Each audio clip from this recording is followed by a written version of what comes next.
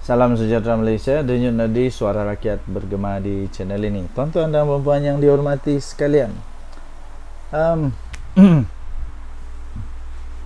apa jadi? Apa jadi kalau ya kan sebelum itu PAS ni memang Perikatan Nasional lah, bersatu PAS pembangkang Perikatan Nasional. Mereka ni memang sangat cekap dalam mengambil kesempatan untuk mempertahankan sesuatu benda yang mereka rasa patut dipertahankan serta merta. Ini memang orang ni hebat, benda-benda begitu. Terbaru ini Najib pula seperti dipertahankan. Apa kata sekarang? Ini hanya sekadar satu pendapat buka minda. Apa kata sekarang? PAS cepat-cepatlah ambil peluang ni untuk membela Najib. Belalah Najib. Kalau Najib kesian. Apa kata tiba-tiba PAS belalah Najib. Bela Najib lah. Bela Najib. Kemudian manalah tahu Najib Razak mau masuk PAS kan? Mau masuk PAS atau Najib Razak akan buat reformasi. Najib Razak buat reformasi, buat parti politik baru, kemudian bergabung dengan PAS dalam Perikatan Nasional, atau entah apalah lepas ni punya gabungan, kita pun dah tahulah. Lepas itu persoalan dia yang pertama, apa jadi dengan bersatu pula? Apa pula jadi dengan bersatu kalau tiba-tiba Najib Razak buat parti baru, bergabung reformasi dengan PAS. Bersatu bagaimana? Habislah Muhyiddin Yassin, tiada lagi harapan. Ataupun benda yang terbalik pula, Najib Razak buat parti baru, buat reformasi, parti apalah, entah apa-apa punya parti lah, buatlah parti baru kah, terus tu bergabung dengan bersatu di dalam satu penggabungan baru yang entah saya pun tak tahu. Lepas tu bila sudah bergabung, persoalan yang seterusnya ialah apa pula jadi pada PAS? Apa sudah pula berjadi dengan PAS? Berpecah lagi lah Perikatan Nasional. Dulu mau Pangkat Nasional, sekarang Perikatan Nasional. Entah lepas ini apa? Reformasi Nasional atau salam sejahtera tuan-tuan dan puan yang dihormati sekalian. Ini betul-betul checkmate lah Haji Razman Zakaria. Checkmate. Kenapa tidak checkmate-nya? MC sekarang telah pun menyita, telah sita telefon bimbit pentadbir Facebook Haji Razman Zakaria. Kita tengoklah nanti apa rahsia yang ada di dalam handphone itu. Suruhanjaya Komunikasi Multimedia Malaysia (MCMC) telah mengambil keterangan Ketua Pembangkang Perak Razman Zakaria semalam berhubung hantaran yang didakwa bersifat palsu dan jelek yang dimuat naik di akaun Facebook Haji Razman Zakaria.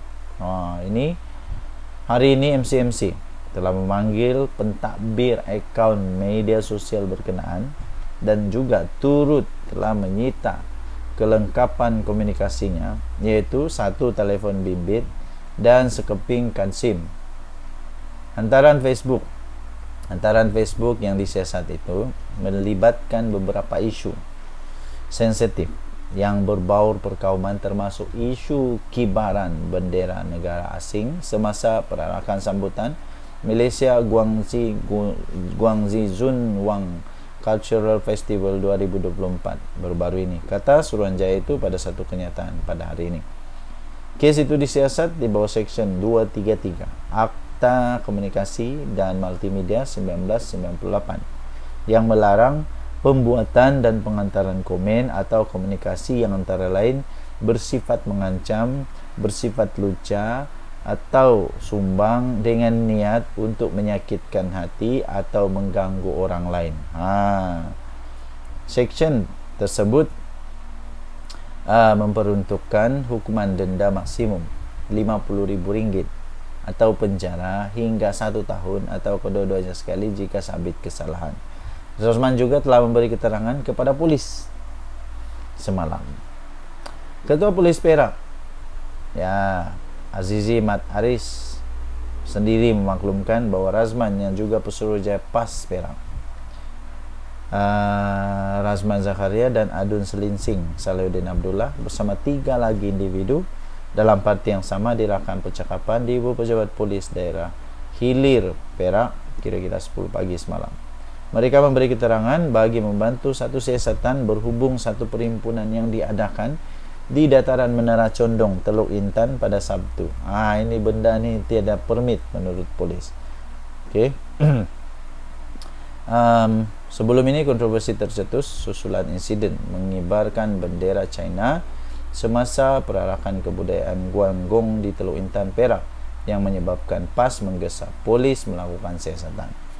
Persatuan Kebudayaan Guangdong yang menganjurkan festival itu telah memohon maaf dan menjelaskan bahwa individu yang mengibarkan bendera itu adalah warga China. Penganjur juga menegaskan bahwa jalur gemiran dan bendera negeri Perak itu turut dikibarkan pada majlis itu. Tidak puas hati dengan majlis itu, Razman kemudian menghadiri perhimpunan di tempat yang sama pada hari berikutnya di mana dia berucap membidas kerajaan kerana didakwa gagal mempertahankan kedaulatan negara. Lucu. Dalam masa yang sama, dia juga menyeru individu yang memiliki mata, kulit dan darah yang sama supaya bersatu.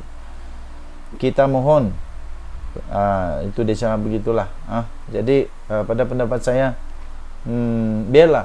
biarlah pihak polis yang menyiasat. Rakyat Malaysia jangan risau, kita ada kedaulatan negara kita Malaysia. Itu yang nadi suara rakyat. Bagaimana channel ini, kita jumpa lagi. Bye bye.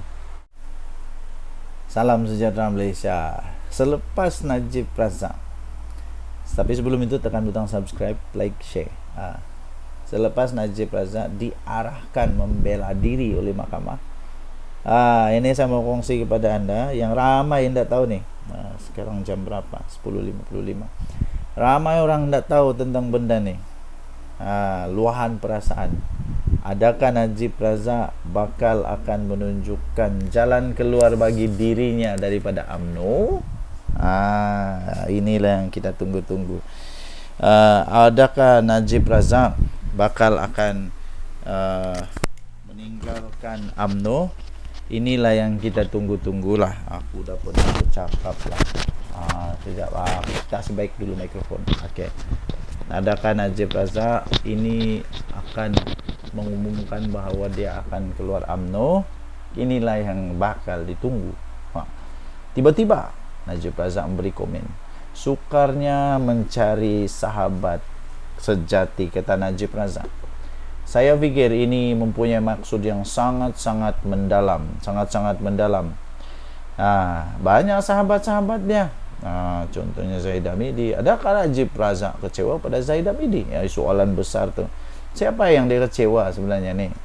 Bekas Perdana Menteri Datuk Seri Najib Razak menyatakan kesukaran dalam mencari sahabat sejati, terutama mereka yang sanggup hadir di sesi ketika mendepani waktu kesusahan. Antaran di Facebooknya turut mendakwa ramai hanya tunjuk muka sewaktu mencari kesenangan, dan ada juga yang bermuka-muka. Ini saya mau bagi tahu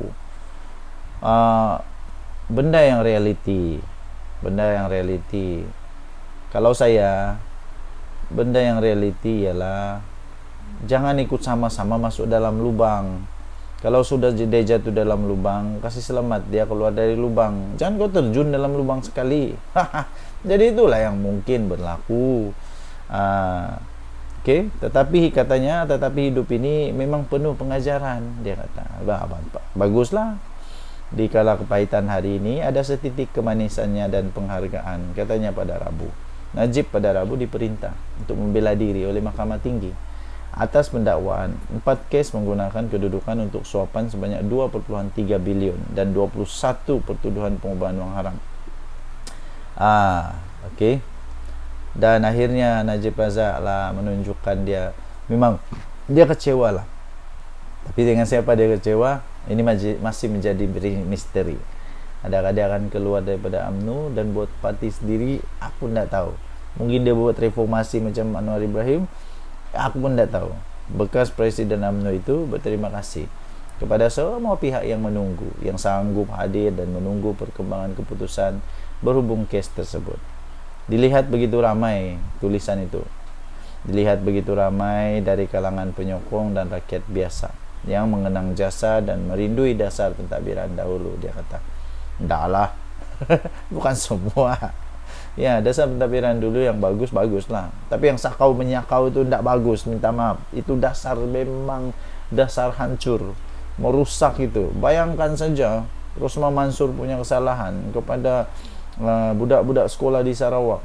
Bayangkanlah, baguskah itu dasar? Mana bagus? Ndaklah. Tapi ada juga yang bagus, wah. Banyak lagi juga yang bagus. BRIM itu bagus. Nah, tapi dasar yang sakau menyakau ini untuk memperkayakan diri sendiri dan anak-anak nih, ini tidak bagus. Jadi dia kata ikhlas. Inilah yang benar-benar sahabat sejati. Semoga persahabatan di dunia ini kekal di bawah dan menjadi modal di akhirat. Tidak, aku mau. Kalau aku tidak mau, minta mau. Kalau saya tidak maulah. Dosa kau je lah. Tidaklah aku mau berterlibat. Oke, tinggalkan komen Anda. Siapa sebenarnya maksud Najib Razak ni? Siapa yang dia maksudkan? Anda boleh tinggalkan komen. Siapa sebenarnya maksud Najib Razak bahwa dia kata hanya tunjuk muka ketika hanya tunjuk muka ketika senang, hanya tunjuk muka bila apa, tapi bukan sahabat sejati. Siapalah yang suka bermuka-muka ni? Siapalah yang hanya hadir? Kesian juga Najib Razak. Apa itu, hanya tunjuk muka sewaktu mencari kesenangan. Dan ada juga yang bermuka-muka, dia kata. Siapalah ini? Siapalah? Kita tunggulah nanti. Jangan Nadi Suara Rakyat bergema di channel ini. Bye-bye. Salam sejahtera Malaysia. Denyut Nadi Suara Rakyat bergema di channel ini. Alamak, aku lupa mikrofon ni. Letak mikrofon dulu. Sekejap. Sabar kamu. Kita letak mikrofon dulu. Okey. Kasih baik-baik dulu mikrofon supaya kamu boleh dengar.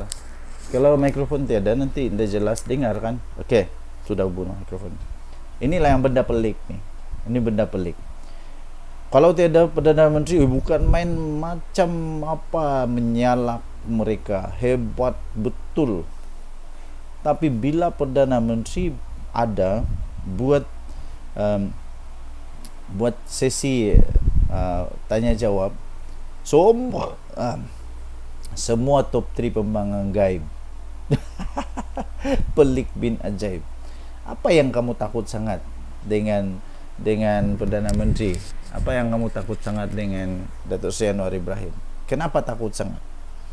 Bila Perdana Menteri mau buka sesi soal jawab, tiga-tiga walaun ni hilang. Tiga-tiga walaun hilang. Bagaimana? Setiap kali pun macam begini terjadi. Selalulah jadi begini. Top 3 pembangkang gaib ketika sesi PMQT. Kelibat 3 top 10. Kelibat top 3 pembangkang termasuk ketuanya Datuk Seri Hamzah Zainuddin tiada dalam sesi waktu pertanyaan-pertanyaan Perdana Menteri PMQT di Dewan Rakyat. Pagi tadi ini 29 Oktober punya cerita. Ini ketua pembangkang tiada. Aduh. Inilah masalah ni. Inilah masalah. Bila PMQT punya bahagian semua gaib. Tapi waktu PM tiada, bukan main menyalak lagi. 2 lagi wakil rakyat pembangkang Perikatan Nasional PN yang gaib di Parlimen. Hari ini adalah ahli Parlimen Marang, Tan Sri Hadi Awang, Abdul Hadi Awang dan Tan Sri Mahyadin Yassin. Kamu pergi mana? Yang paling heran, 3-3 serentak tiada. Heran juga aku. Heran juga. 3-3 tiada. Kalau Hadi Awang tiada, 2 lagi ada, okey. Kalau Hamzah Zainuddin ada, lepas tu 2 lagi tiada pun masih okey. At least adalah wakil adalah wakil suara besar daripada pembangkang. Ini waktu PMQT semua tiga-tiga ni tiada. Lepas tu nanti waktu PM tiada, bukan main lagi diorang cakap benda yang mereka tidak dengar. Kedua-dua mereka masing-masing presiden PAS, presiden bersatu.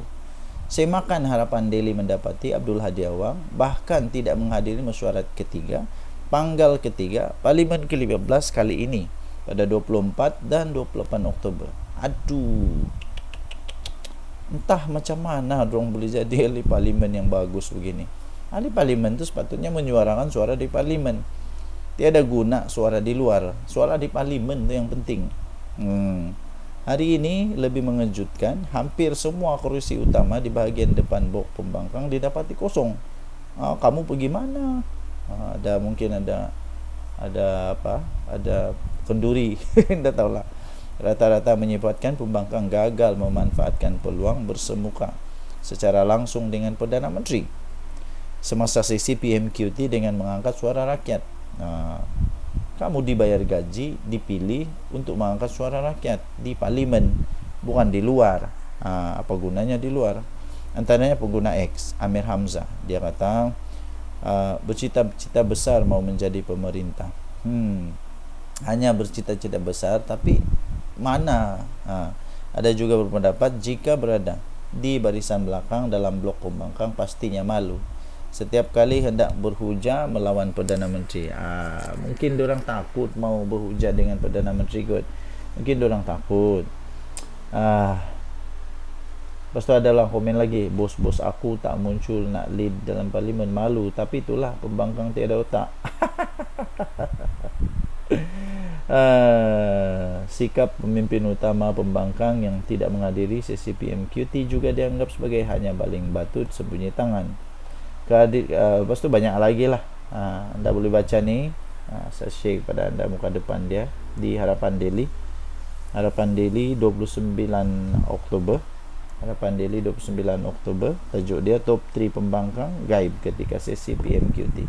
Tinggalkan komen anda. Dia tadi Suara Rakyat di channel ini. Bye-bye. Salam sejahtera Malaysia. Aduh, bila sudah kena saman, janganlah lari. Inilah. Walaun ni suka sangat buat fitnah. Walaun suka sangat buat fitnah sampai bila kena saman tidak muncul pula. Terbaru. Seorang pensyarah gaib tak muncul. Sesi mediasi saman fitnah Hanayo, Pansara kontroversi daripada Universiti Utara Malaysia UUM, Dr. Kamaru Zaman Yusof telah gagal menghadirkan diri pada sesi mediasi dengan Hanayo. Ini membabitkan saman fitnah yang dikemukakan oleh ahli parlimen segambut itu. Hanayo berkata beliau berada di Mahkamah Tinggi Kuala Lumpur bagi sesi berkenaan. Namun apa yang jadi, tuan-tuan dan puan-puan, Kamarul tidak hadir walaupun sebelum ini telah bersetuju mengambil bahagian. Ada pepatah kata, berani kerana benar, takut kerana memang confirm salah. Takut kerana confirm salah. Itulah, sebelum cakap fikir dulu, jangan fitnah. Sudah fitnah, kena saman, dah berani datang mahkamah. Itu lagi pening kepala. Jadi bertobatlah. Jangan duk kata benda yang besar-besar tapi diri sendiri, lidah sendiri tidak boleh dikawal. Itu lebih teruk. Lidah ni perlu dikawal. Sebab lidah ni boleh buat dosa. Dari hati timbul ke lidah. Apa yang di hati itulah di lidah.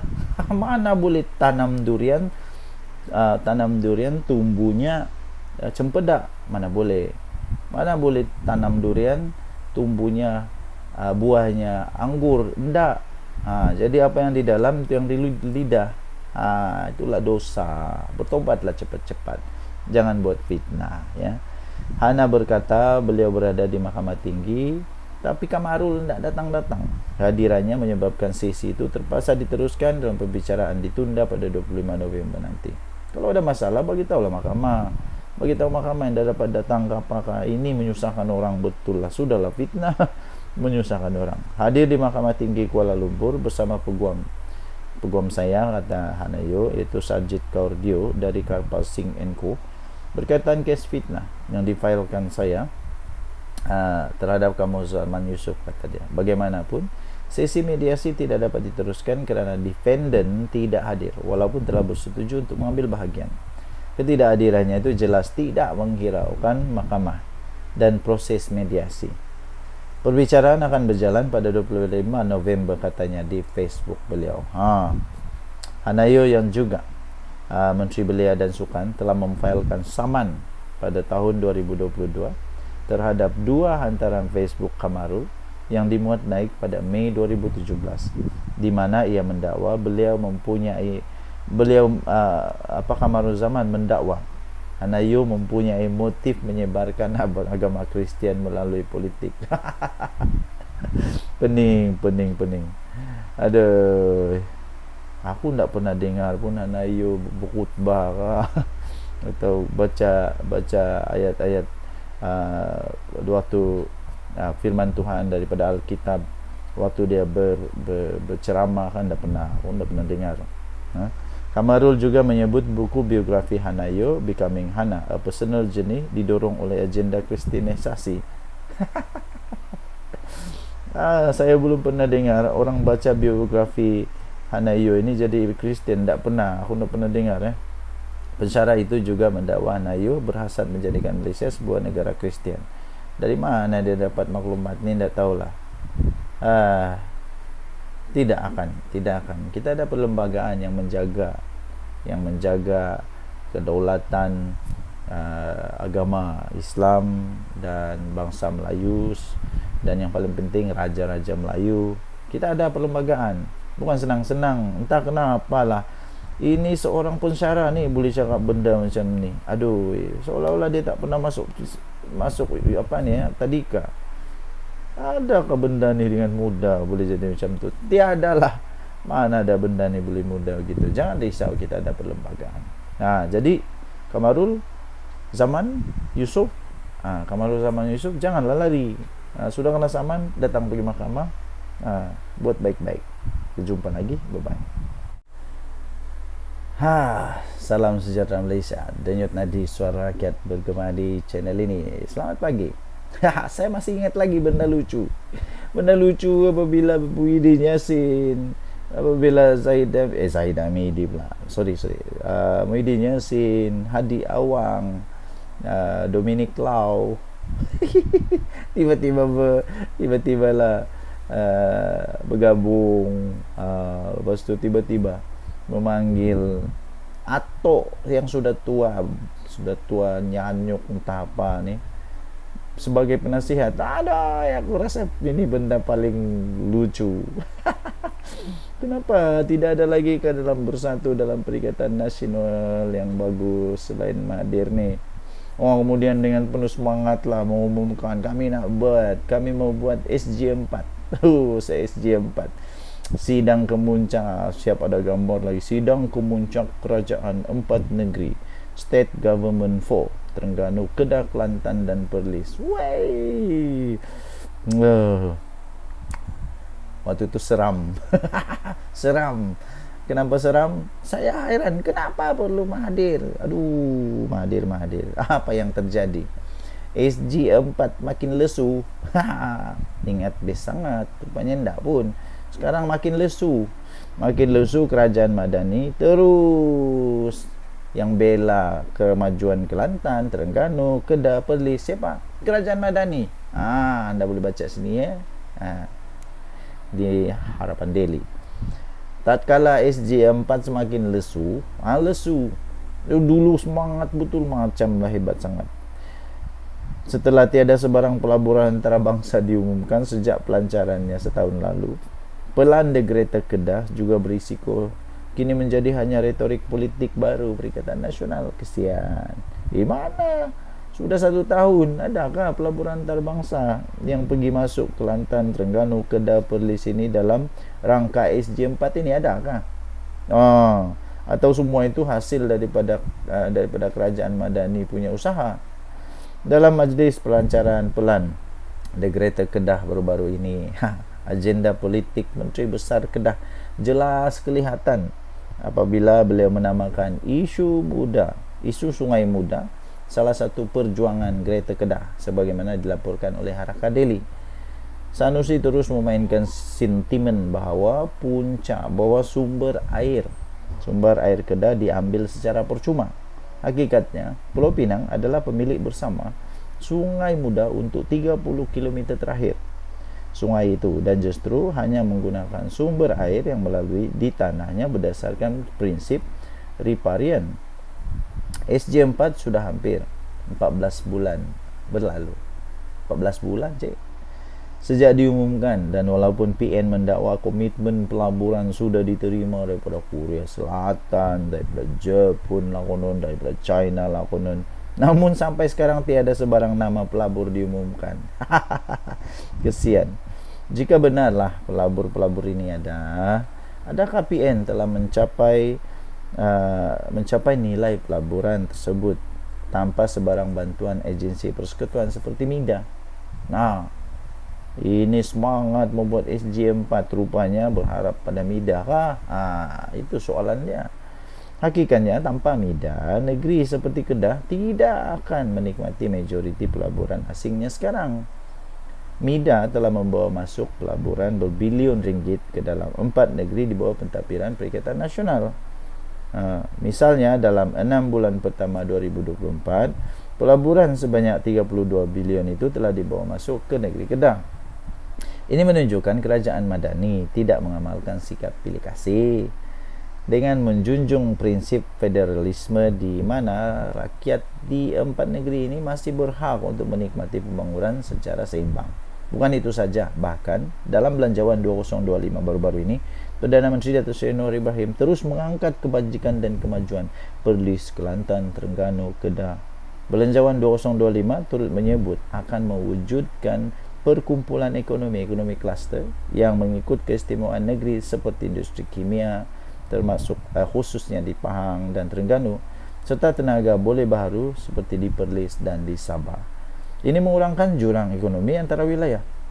Insentif cukai pendapatan pada kadar istimewa turut ditawarkan bagi pelaburan dalam 21 sektor ekonomi di Perlis, seperti di Perlis, Kedah, Kelantan, Terengganu, Sabah dan Sarawak tertakluk pada keberhasilan limpahan ekonomi.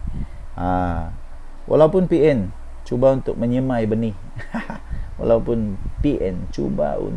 benih anti federalisme menerusi retorik SJ4, kerajaan Madani terus mencari jalan menambah baik sosioekonomi Perlis, Kedah, Terengganu dan Kelantan tanpa mengira agenda politik. Inilah prinsip keadilan yang dituntut oleh Islam, katanya. Pelaksanaan mengatasi kata-kata. Janganlah jadi tin kosong tapi bising, makin kosong makin bising. Itu tiada guna. Buat. Okey. So kita jumpa lagi. Tinggalkan komen. Bye-bye. Salam sejahtera Malaysia. Selamat pagi tuan-tuan dan puan yang dihormati sekalian. Sekali lagi saya ingin ucapkan Happy Deepavali. Tuan-tuan dan puan, ini tanda awal. Kehancuran. Bolehkah kita jawab kehancuran? Ini tanda awal. Ini tanda-tanda awal. Bersatu ni memang tak bersatu pun. Tak bersatu ni tak bersatu pun. Buktinya Armada Bersatu tiba-tiba bantah keputusan pemilihan. Dibantah. Ini bantah-membantah ni hanya terjadi bila benda sudah tidak betul. Benda yang betul tidak akan dibantah. Tapi benda yang tidak betul mesti dibantah. 100% dibantah, 200% dibantah, sah dibantah. Benda yang tidak betul sah dibantah. Dan bantah-membantah ni selalunya menunjukkan tanda awal, bau-bau hangit. Ini keputusan pemilihan dibantah. Kenapa? Ada apa masalah dengan keputusannya Muhyiddin Yassin? Kesianlah parti Bersatu ni. Sudahlah tidak kuat. Sudahlah hanya hanya berharap kepada PAS. Pemilihan dia sendiri pun dibantah oleh orang sendiri. Ini tak payahlah cakap orang luar. Tak payah cakap orang luar. Orang sendiri pun membantah. Ini Armada Bersatu menyatakan bantahan terhadap keputusan pemilihan sayap itu yang diumumkan oleh Jawatan Kuasa Pemilihan Parti pada Selasa. Apa yang jadi? Apa yang jadi? Rupanya dalam pemilihan parti pun ada masalah. Penolong setiausahanya Muhammad Faiz Rahmat berkata pengumuman itu mengundang tanda tanya bukan saja daripada perwakilan Armada tapi juga daripada ahli Bersatu di seluruh dan seluruh rakyat di negara ini. Seluruh rakyat? Taklah, saya dah pun nak kisah pun. Bukan seluruh rakyat nak kisah pun aku. Kamu bercakar, kamu bertarik rambut ke, tak kisah pun ni seluruh. Menurut beliau, JPP perlu menjawab beberapa persoalan, antaranya mengenai proses pemilihan. Sama ada ia dijalankan secara telus atau terdapat sebarang rancangan atau campur tangan individu tertentu yang mempunyai agenda pribadi bagi menentukan sebarang keputusan. Habislah. Muhyiddin Yassin sila jawab benda ni. Muhyiddin Yassin tolong jawab. Hal ini dibangkitkan kerana lebih 4,700 undi telah dibuat oleh perwakilan yang ingin memilih saf kepimpinan Armada Bersatu dengan adil dan terbuka. Mengapakah proses dan tata cara pemilihan kali ini dilihat tidak dibuat dengan baik dan teratur? Dia kata. Silap-silap ROS kena masuk campur ni. Sudahlah, selepas ini memang ada masalah dengan ROS yang dibangkitkan lah. Dulu itu pasal perlembagaan, ada orang bangkitkan tentang perlembagaan. Ini kali tentang pemilihan ini pun bersangkut dengan perlembagaan juga agaknya. Jadi bagaimana tu? Pening. Jadi bagi anda yang ingin masuk Bersatu, pertimbangkan semula lah kot lah. Tapi kalau mau masuk silakan, tiada masalah. Kasi kuat-kuat Bersatu, kesian Bersatu tidak kuatkan sekarang, hanya berharap pada PAS saja. Yang banyak cakap susahlah. Beliau memberitahu kenyataan media dibuat oleh pengurusi JPP pada 20 Oktober lalu hanya memberi ruang bantahan dibuka sehingga jam 10 pagi. Yang Isnin dianggap satu proses yang tidak teratur dan di luar kebiasaan kerana bantahan sepatutnya dilakukan selepas pengumuman dibuat. Apakah perkara yang ingin dibantah jika jumlah undi, pemenang dan lain-lain hal berkaitan proses pengundian belum diketahui secara umum? Betul juga, logik juga. Apa yang mau dibantah kalau belum ada keputusan? Yang mau dibantah selepas ada keputusan baru kita tahu mau dibantah. Pelik bin ajaib. Apalah bos-bos Bersatu ni takut. Apakah terdapat sebarang kebocoran maklumat yang telah berlaku daripada pihak JPP kepada mana-mana pihak calon soal beliau? Jadi tinggalkan komen anda. Apa pendapat anda dengan benda ini? Kita jumpa lagi. Bye-bye. Selamat pagi tuan-tuan dan puan-puan. Belum habis satu lagi. Belum habis satu lagi. Belum habis lagi kes-kes mahkamah, orang-orang PAS, orang-orang dalam Perikatan Nasional, muncul lagi benda baru. Tiba-tibalah seorang pemimpin besar di dalam Perikatan Nasional ni berhimpun tanpa permit. Berhimpun tanpa permit. Disahkan 2 adun PAS, disahkan dipanggil oleh polis. Kalau mau buat bantahan, pakailah otak sikit. Kamu tu pemimpin besar, ada otak, bijak, pandai. Pakailah cara yang betul. Kalau mau buat bantahan, pergilah minta dulu permit daripada polis. Kamu ada kuasa. Kamu boleh jumpa polis, beritahu kami nak buat ni. Takkanlah polis tidak mau benarkan kalau benda tu betul. Ini tidak. Terus saja buat perhimpunan tanpa permit. Sampai 2 adun PAS dipanggil oleh polis ni. Susulan perhimpunan yang diadakan di Dataran Menara Condong, Teluk Intan. pada minggu lalu. Ini pada 20 Oktober ni. Polis mengesahkan telah memanggil 2 adun PAS yang disyaki terlibat untuk membantu siasatan. Siapa 2 adun ni?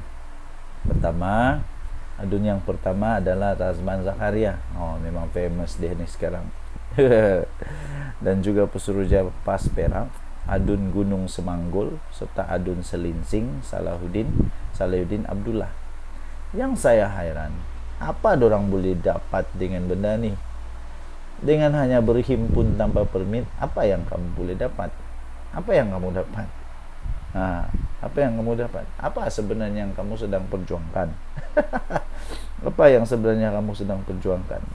Saya pun heran dan pelik jugalah. Kemarin pula hari itu hari Selasa saya pergi tengok main bola Sabah lawan Kedah, dan Kedah kalah 5-2. Sabah belas Kedah lah 5-2. Di Sabah, di pasukan Sabah ada pemain yang berasal daripada Korea, 2 orang, si Ku dan si Pak Taesu. Tapi Pak Taesu tak main lah, si Ku yang main. Kamu tahu apa? Di sebelah saya, lebih kurang dalam 10 orang jaraknya tempat duduk saya, ada orang Korea bawa bendera Korea. Ada orang Korea bawa bendera Korea. Mereka pasang buka bendera Korea tu, lepas tu teriak ku. Lepas tu entah apa diorang cakap bahasa Korea lah.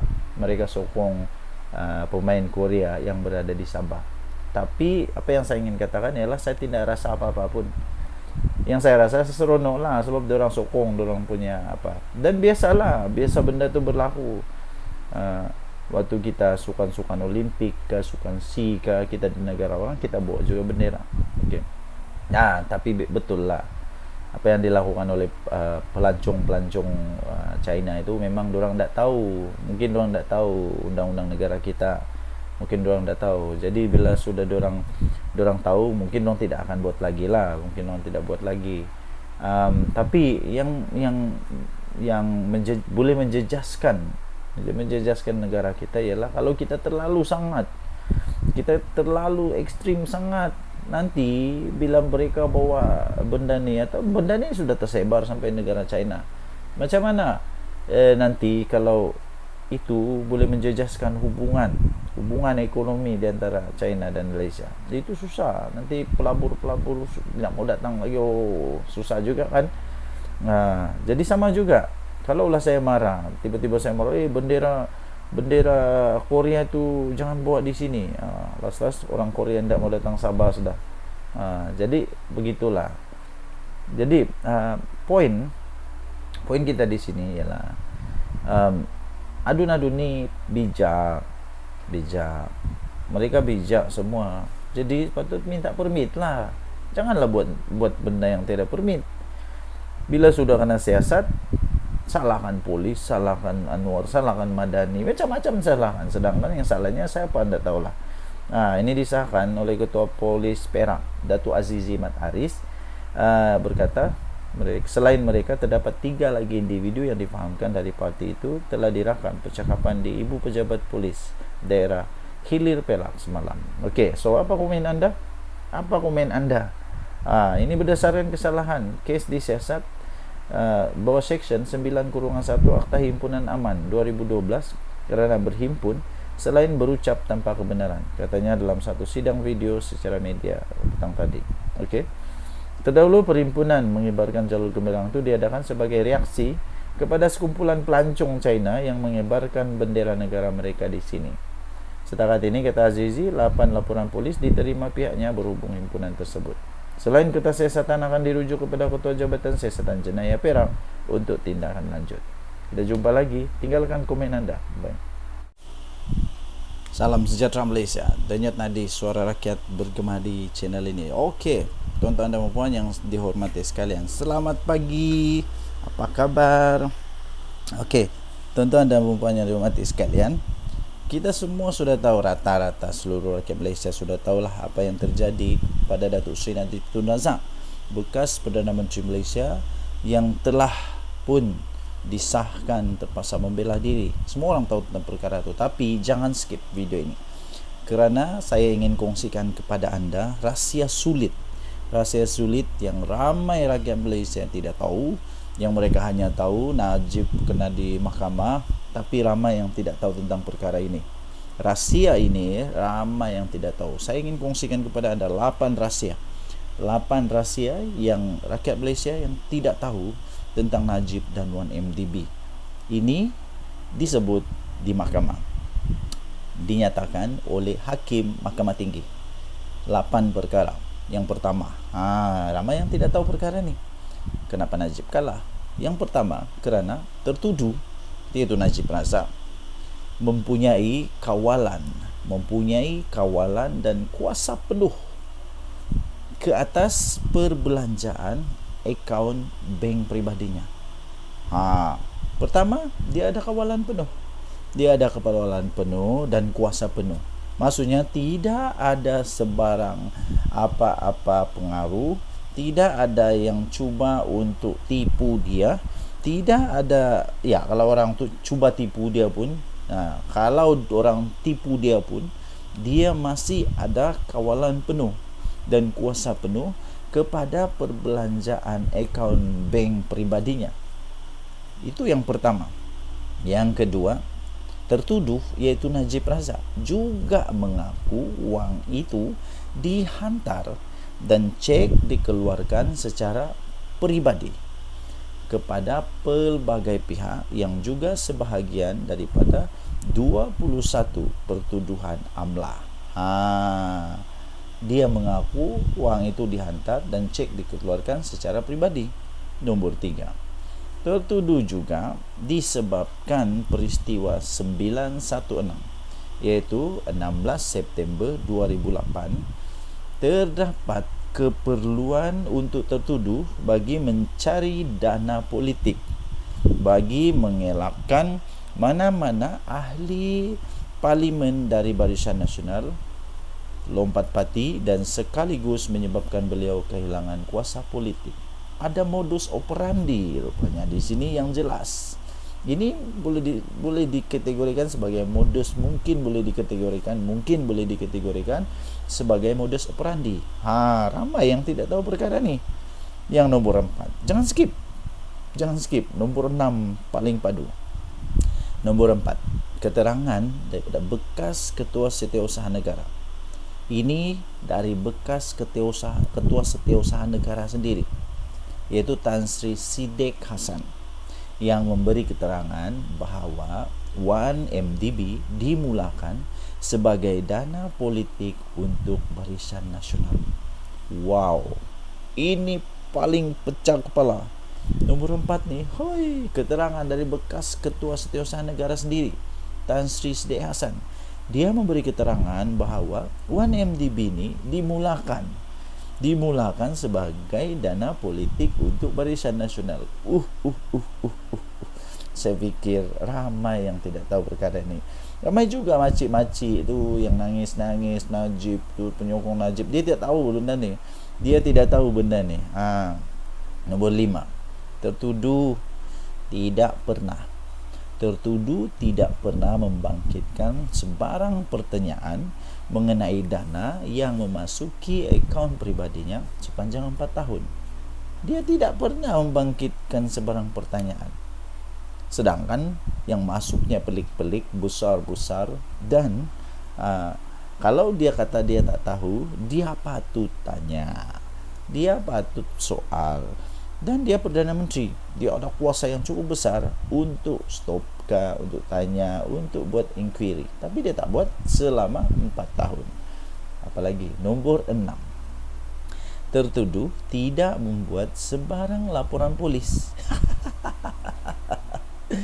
Tertuduh Najib Razak tidak pernah membuat sebarang laporan polis terhadap Jolo. Pihak berkuasa tidak pernah menerima sebarang aduan daripada tertuduh atau pegawainya pada 2015. Tidak pernah. Seolah-olah apa jadi ini semua dibenarkan, seolah-olah benda ni tak salah, seolah-olah benda ni tidak perlu dipersoalkan, seolah-olah dia meredokan saja. Redo lah duit masuk dalam akaun, macam tu lah kot kan. Jadi kenapa tak buat laporan polis? Benda ni pun makcik-makcik di luar sana yang duk nangis-nangis, teriak-teriak, Najib bosku, tak tahu. Nombor 7, pengerusi PAC Datuk Seri Hassan Arifin memberi 2 kali taklimat. 2 kali, tak, bukan 1 kali.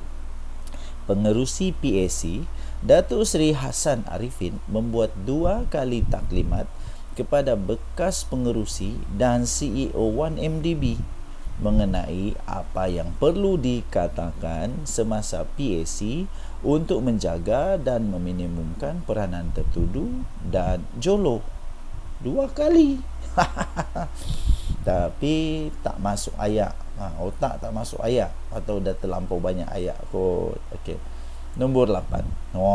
Nombor 8 ini paling kau. Keterangan bekas peguam 1MDB Jasmine Loh Aiswan bahawa dia terdengar jolo. Dia telah terdengar jolo mengarahkan Ki Kok Thiam yang sudah pun meninggal dunia untuk merangka surat derma ketika mereka berada di sebuah hotel di London. 25 kes terbukti prima facie dan akan dibicarakan. Jadi tuan-tuan dan puan-puan yang dihormati sekalian, makcik-makcik, pakcik-pakcik yang tak tahu apa-apa, yang hanya termakan jasa, yang hanya rasa baik, itulah salah, tetap salah ya makcik-makcik, pakcik-pakcik. Salah tetap salah. Jadi demikian 8 rahsia, 8 rahsia yang ramai makcik-makcik, ramai pakcik-pakcik tidak tahu. Saya sudah bagi tahu, terpulang buatlah andaian semula, adakah Najib bersalah atau tidak, terpulanglah. Jangan sampai pula bersubahat, nanti dua-dua masuk neraka, susah tu. Okey, so tinggalkan komen anda. Denyut nadi suara rakyat bergema di channel ini. Jangan lupa tekan butang subscribe, like dan share. Malaysia kita punya, cintai Malaysiaku, kita jaga kita. Bye-bye. Salam sejahtera Malaysia. Selamat pagi tuan-tuan dan puan yang dihormati sekalian. Kita tukar topi pula. Tukar topik lah. Tukar topik. Tapi isinya tetap sama. Sebelum itu saya ingin ucapkan selamat menyambut Hari Deepavali pada seluruh rakyat Malaysia, di manapun anda berada, sama ada anda berada di Malaysia kah, di India kah, di mana-manalah anda berada. Kita sama-sama mengucapkan selamat Deepavali kepada seluruh rakyat Malaysia yang menyambut Deepavali. Kita terus berusaha untuk mengekalkan keharmonian negara Malaysia. Yang paling penting, kita jaga kemerdekaan negara kita Malaysia. Kita tolak kebencian, bibit-bibit kebencian yang ditanam oleh orang-orang yang entah hendak bertanggung jawab. Kita tolak semua itu. Kita mau jaga Malaysia supaya Malaysia terus aman damai, terus dalam hidup harmoni. Yang sudah lama kita jaga nih. Jangan sampai hanya kerana politik yang palui itu kita pula berpecah belah. Ada kawan tanya saya. Ini pasal samalah, pasal rasuah juga SPRM. Siapa lagi kalau bukan Najib Razak? Ada orang tanya saya, habis kalaulah tiba-tiba UMNO keluar daripada kerajaan selepas Najib Razak didapati dia punya dakwaan terhadap Najib Razak itu berasas betul, tepat dan tidak cacat, dan dia diarahkan untuk membela diri. Kalaulah UMNO tiba-tiba kecewa dan keluar kerajaan, macam mana? Saya kata keluarlah, apa masalah? Tidak masalah. Tapi faktanya, tuan-tuan dan puan yang dihormati sekalian, faktanya ada dua. Pertama sekali, Zahid Hamidi sudah memberikan respon awal dia. Respon awal Zahid Hamidi, dia kata ini peluang untuk Najib Razak membuktikan bahawa dia tidak bersalah. Ini maksudnya bahawa Zahid Hamidi sudah mulai dapat terima keputusan-keputusan yang dibuat oleh mahkamah. tanpa mewujudkan lagi sentimen seolah-olah Najib betul-betul tak salah dan sebagainya. Ditambah pula pengakuan Najib Razak bahawa memang ada skandal di dalam 1MDB, salah laku dalam 1MDB. Kedua, berita-berita sekarang semakin hangat bahawa Pakatan Harapan dan Barisan Nasional mungkin bekerjasama di dalam PRN yang akan datang, terutamanya PRN di Sabah. Sudah semakin hangat diperkatakan di PRN Sabah nanti kemungkinan BN, iaitu ada dalamnya UMNO, akan bekerjasama di dalam PRN Sabah. Ini menunjukkan bahawa tidak ada kemungkinan untuk UMNO keluar daripada Madani. Tak ada. Jadi orang-orang yang nak sangat tengok UMNO keluar dari Madani itu anda silap, ya, anda silap. Walaupun ya adalah bising-bising tentang DAP dengan UMNO, saling bertukar-tukar pendapat dan sebagainya, memang ada. Tetapi untuk mereka keluar daripada kerajaan Madani itu satu tindakan yang langsung tak betul. Langsung tak betul dan tidak ada pun kelebihan untuk mereka. Yang ada ialah ini akan mendatangkan kerugian lebih besar kepada UMNO. Ada apa dengan UMNO lagi kalau mereka keluar daripada kerajaan Madani? Ada apa dengan UMNO kalau mereka keluar daripada kerajaan Madani? Jadi jawapan saya mudah. Kepada anda yang bertanya, adakah UMNO akan keluar daripada kerajaan? Jawapan saya pendek, mudah, jelas. Tidak. UMNO tak akan keluar daripada kerajaan Madani. Pertama, dia tidak ada modus operandi untuk keluar. Kedua, tidak ada hasil untuk dia keluar. Keempat, apa faedah dia kalau dia keluar? Kelima, kalau dia keluar, dia akan lingkup. Keenam, kalau dia keluar, dia tak ada apa-apa dah. Ketujuh, Zahid Hamidi tidak akan keluar. Sebab UMNO belum kuat lagi sekarang. Kalau diorang keluar, memang saya boleh jamin mungkin 50-50 lah. Bukan jamin, tak juga jamin, tapi memang tak ada harapan. Silap-silap terus berkubur UMNO ni kalau dia keluar daripada Madani. Apapun itu pendapat saya, tinggalkan komen anda. Denyut Nadi Suara Rakyat, bergema di channel ini. Jangan lupa tekan butang subscribe, like dan share. Malaysia kita punya, cintai Malaysia, kita jaga kita. Bye-bye. Salam sejahtera Malaysia. Vanakkam. Selamat menyambut Hari Deepavali kepada seluruh rakyat Malaysia. Hari ini hari yang cukup besar untuk negara Malaysia. Bagi kita, negara berbilang kaum dan bangsa serta agama di negara Malaysia, kita selalu saja celebrate rakan-rakan yang celebrate agama atau kebudayaan atau tradisi masing-masing. Jadi hari ini kita celebrate Happy Deepavali. Selamat menyambut Hari Deepavali kepada seluruh rakyat Malaysia daripada channel ini. Okey, so kita teruskan menjaga keharmonian negara kita, kita teruskan menjaga kesatuan negara kita, kita saling menghormati, toleransi, elakkan fitnah dan tabur kebencian dan sebagainya. Okey, so kita ucap tahniah kepada negara Malaysia yang dapat mempertahankan apa yang kita sudah pertahankan selama ini, ya. Jadi kita tolak semua hasad benci, hasad dengki, hasad fitnah. Kita tolak semua ajaran-ajaran yang mencuba untuk menyemai kebencian dalam negara Malaysia. Kita tolak semua itu dan kita sama-sama membentuk negara Malaysia yang cukup harmoni. Saya fikir semua agama mengajarkan bahawa kita perlu untuk hidup dalam komuniti yang harmoni. Okey.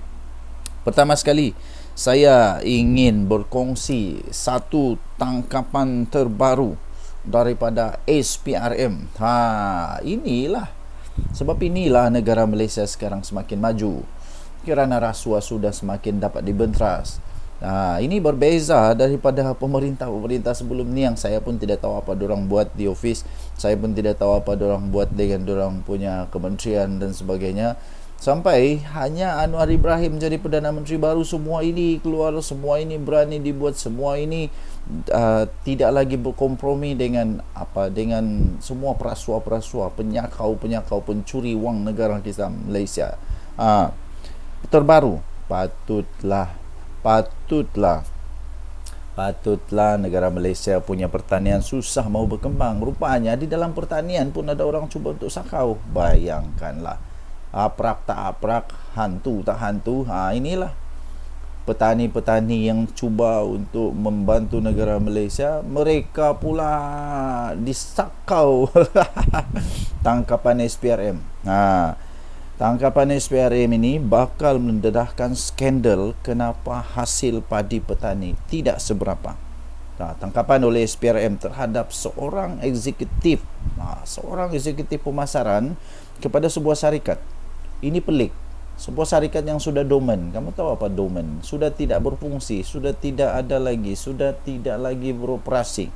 Itu dormant. Sudah syarikat tu dormant tapi mendapat kontrak sebanyak 1.8 bilion yo. Ini nanti kita tengok nih siapa yang bertanggungjawab bagi kontrak kepada syarikat dormant ni. Syarikat dormant dapat 1.8 bilion pembekalan baja, dipercayai akan mendedahkan skandal pembekalan baja tidak bermutu kepada petani selama ini. Habislah. Mari kita tengok siapa yang kena. Ini kerana penyelewengan ini. Penyelewengan ini didakwa antara punca mengapa baja yang ada di Malaysia sekarang ini yang dibekalkan oleh sebuah badan kerajaan kepada petani-petani nampaknya sebenarnya tidak bermutu, yang kemudian menyebabkan petani-petani gagal menghasilkan padi yang mencukupi. Kesian petani ini. Petani-petani ini bukannya saintis, mereka bukan tahu. Yang tahu baja datang, buatlah seperti biasa. Ni teruk betul malaun manusia-manusia ni. Ini kepala entah mana yang buat ini. Bagi aktivis media sosial yang giat membangkitkan isu penyelewengan dalam sektor pertanian, Hishamuddin Ghazali dan Sam Gaz, isu ini akan meledakkan apa yang berlaku sebenarnya selama ini. Ini dia. Lepas tu dia sebut apa? Pembangkang Perikatan Nasional. Pembangkang Perikatan Nasional duk pertikai beras putih tempatan tidak cukup di pasaran, dia kata. Zaman mereka jadi kerajaan 33 bulan duk bekal baja subsidi. Tak ikut spek. 15,000 tan kepada pesawah hasil hingga hasil jadi rendah, tak apa pula. Zaman mereka jadi kerajaan 33 bulan duk bekal baja subsidi tidak ikut spek. 15,000 tan kepada pesawah hingga hasil jadi rendah, tak apa pula, kata dia. Kesannya tahun 2023 tak cukup beras, kata beliau menerusi Facebook. Siapa Perdana Menteri waktu tu? Habis checkmate. Kementerian Pertanian dan Keterjaminan Makanan pula sedia untuk memberikan kerjasama kepada SPRM susulan pembongkaran kewujudan kartel dalam pengagihan dan pembekalan kontrak baja padi dianggar bernilai 1.8 bilion. Menterinya Datuk Seri Muhammad Sabu berkata, beliau mengalu-alukan siasatan oleh badan berkenaan yang dijalankan ke atas Pertubuhan Peladang Kebangsaan atau NAFAS. Beliau kata, saya amat mengalu-alukan siasatan oleh SPRM yang dijalankan kini ke atas NAFAS. Saya juga ingin beri jaminan yang KPKM akan beri sepenuh kerjasama kepada SPRM untuk melengkapkan siasatan mereka. Semalam seorang eksekutif pemasaran sebuah syarikat direman 4 hari sehingga Sabtu ini berhubung dakwaan kewujudannya kartel dalam pengagihan dan pembekalan kontrak baja padi di sebuah pertubuhan di bawah kawalan sebuah kementerian yang dianggar 1.8 bilion. Perintah reman itu sah telah dikeluarkan oleh Magistrat Irza Zulaika Rohanuddin terhadap suspek. Menurut sumber lapor BH Online, lelaki berusia 30-an itu ditahan bagi membantu siasatan untuk memberikan keterangan lanjut. Setelah disiasat, hasil siasatan awal, kata laporan itu, siasatan awal mendapati syarikat terbabit adalah sebuah syarikat yang tidak aktif, sudah dormant di Malaysia sejak 8 tahun yang lalu. Bagaimanapun syarikat induknya merupakan sebuah syarikat berpengkawalan di negara jiran. Di Singapura, Syarikat terbabit juga dikatakan menerima kontrak pembekalan baja berjumlah 15.000 tan atau lebih kurang 60 juta pada tahun 2022. 2022. Siapa Perdana Menteri waktu itu, cik? Pemberian kontrak sangat meragukan, ia dipercayai dibuat atas arahan pihak tertinggi pertubuhan tanpa kelulusan lembaga pengarah dan diberikan secara rundingan terus atas alasan pembelian darurat. Bila sebut darurat, aku ingat pula seorang manusia di Malaysia ni lah. Okay, so untuk mendapatkan berita yang lebih jelas, lebih lengkap, anda boleh layari ini di Harapan Daily. Bukan Haraka ya, Harapan Daily. Ini Harapan Daily, tangkapan SPRM bakal dedahkan skandal apa ni? Kenapa hasil padi petani tidak seberapa. Okey, kita jumpa lagi. Baik.